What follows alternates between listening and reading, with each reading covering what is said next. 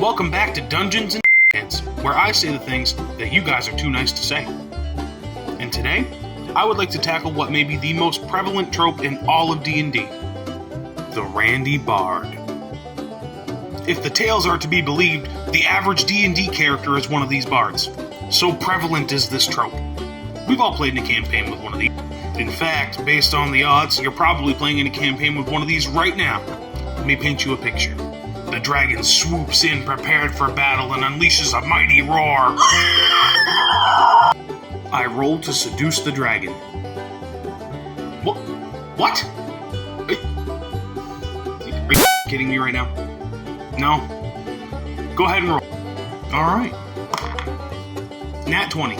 Sure, it's kind of funny the first couple times it happens, but you see, players that latch on to this trope, they love that attention. So all the laughs and the showers of praise and jokes and stuff makes them feel great, so they keep fucking doing it. Over, and over, and over again. Yeah, see what I did there?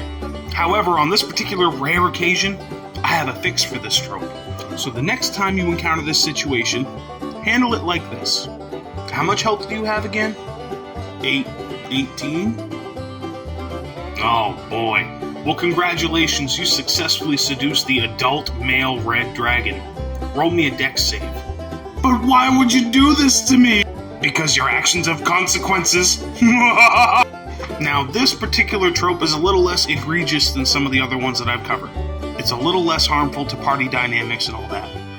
But it's still annoying. Just a little table reference for all you bards out there. It's usually only funny like the first time. And then after that, it like exponentially loses funny factor and gains fucking lame factor. Be creative when you make a bard. Don't do this! This has been another episode of Dungeons and Kheads. Goodbye!